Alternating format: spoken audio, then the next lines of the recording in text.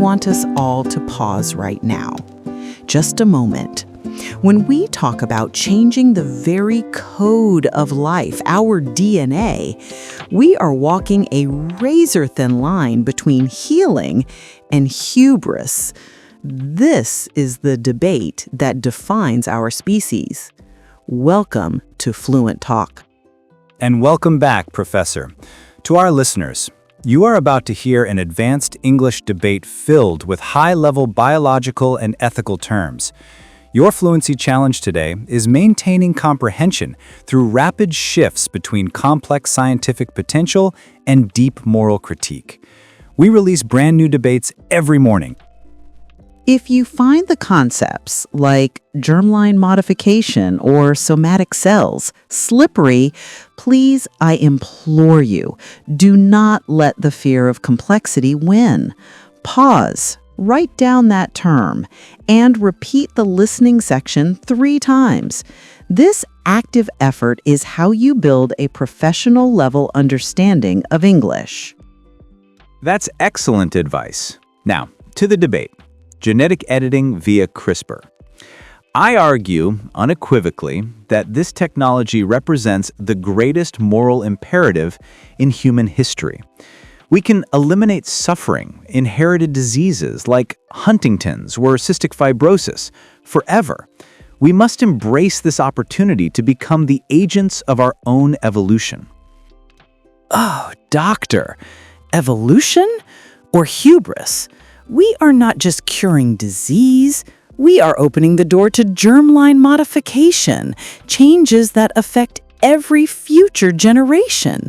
We are dangerously close to playing God, and the consequences are unknown. But is it not more ethical to correct a fatal preventable flaw in the code of life? Are we obligated to let future generations suffer inherited diseases? We must first distinguish between 2 methods.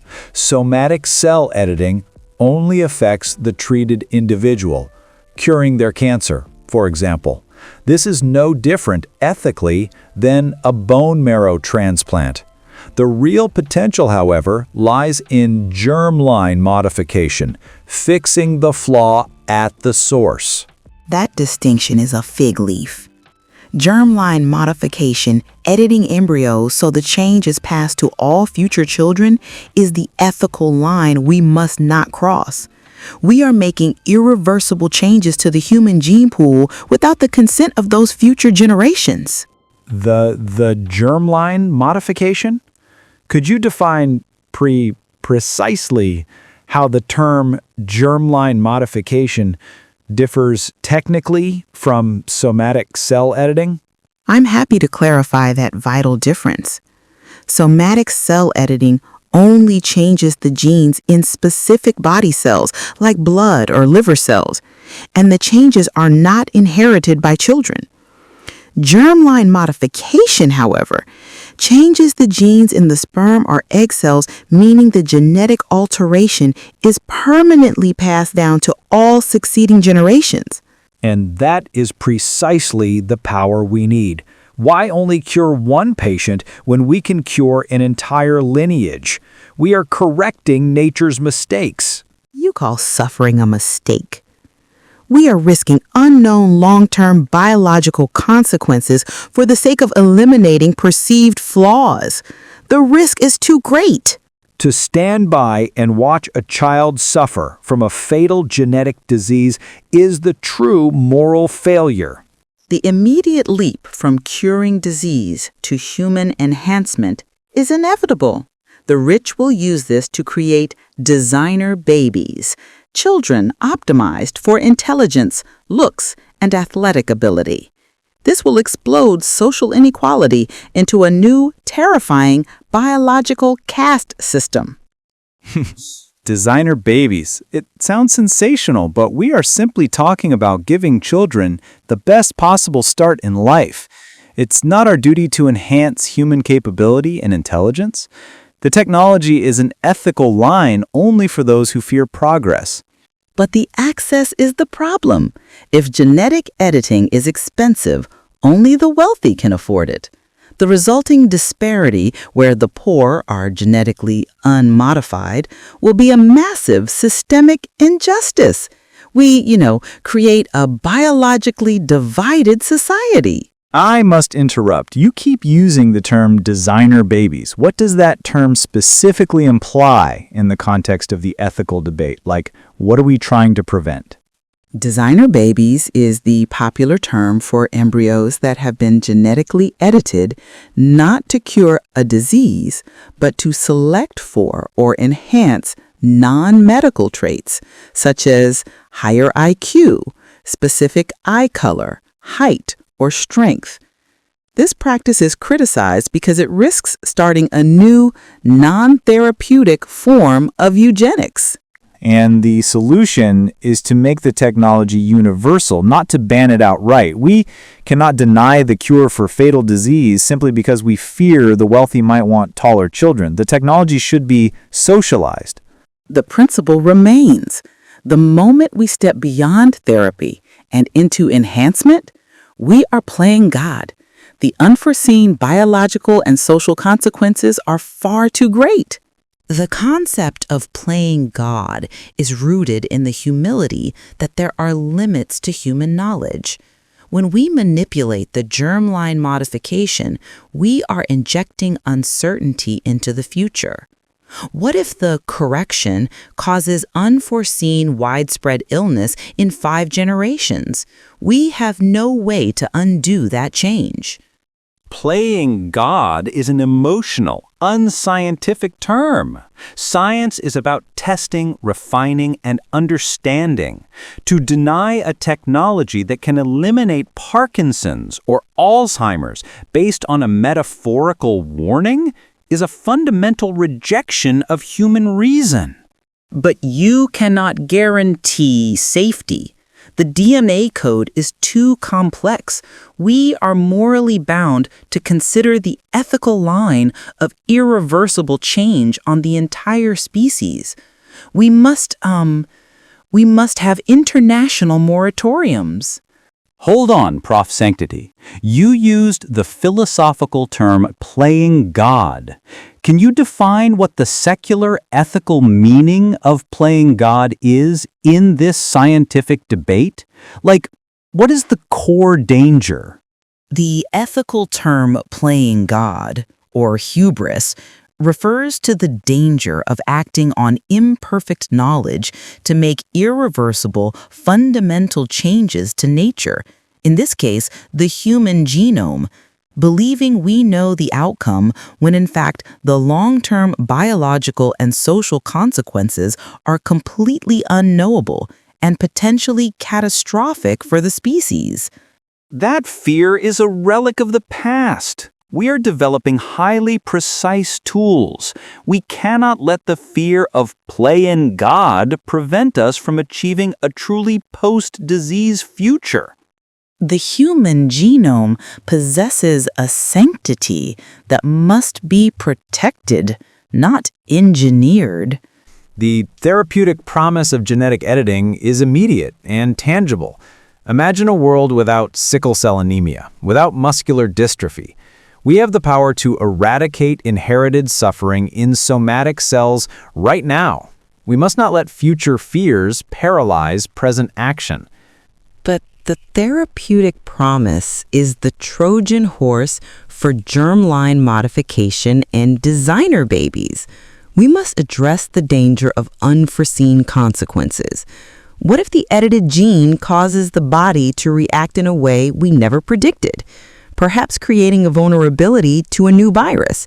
We are tampering with billions of years of evolution. You are advocating for perpetual suffering. You would rather see a child die of a genetic defect than allow scientists to use a precise tool to fix the single flaw in the code. You mentioned somatic cells earlier. Could you define somatic cells and explain why editing them is considered ethically safer than the other method? Somatic cells are any cells in the body other than the reproductive cells, sperm and egg. Editing them is considered safer because the change only affects the individual being treated. example, curing their diabetes, and is not passed down to their children, meaning there's no risk of irreversible multi-generational mistakes. Caution must always be the highest moral law when dealing with the code of life. We are risking unforeseen consequences on a civilizational scale. We must learn from history. The moment we allow screening for better traits, we begin a slippery slope back to eugenics, the morally bankrupt idea that some people are genetically superior to others. Genetic editing risks becoming the ultimate tool for discrimination and prejudice. The slippery slope is not a rational argument. It is a logical fallacy. We can implement strict regulatory boundaries that prohibit enhancement while allowing therapeutic use. We cannot let the horrors of the past prevent the medicine of the future. But those boundaries are inevitably weak. The commercial pressure for designer babies will break down any ethical line we try to enforce. The market always wins. You assume that a healthier, more intelligent population is inherently worse.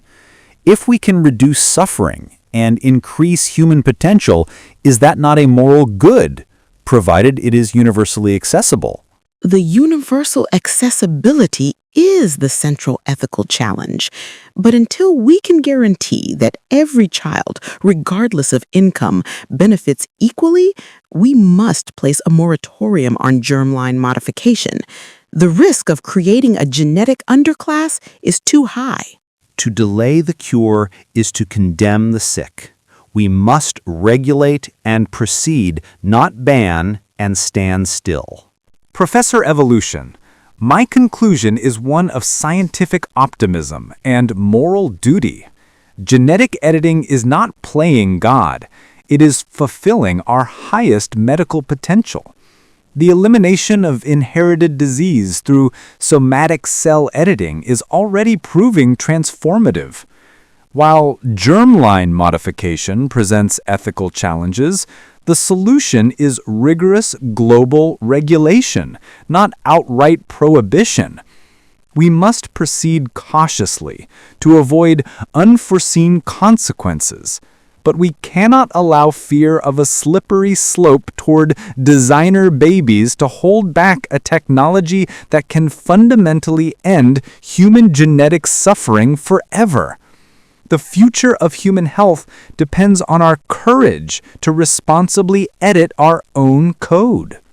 Dr. Evolution, I stand against the irreversible. The power of genetic editing, particularly germline modification, is too vast, too powerful, and too poorly understood to be used on the human race right now. The creation of designer babies will inevitably lead to massive social and biological inequality. We face an ethical line that, once crossed, cannot be restored. The danger of unforeseen consequences in the germline is a risk we cannot take on behalf of all future generations who have no voice in this decision. The immediate promise of therapy must not be allowed to open the door to permanent, species-defining change without global, binding consensus. And with that deep inquiry into the very building blocks of life, we conclude today's highly sensitive debate on genetic editing. This is a conversation that will only grow in importance.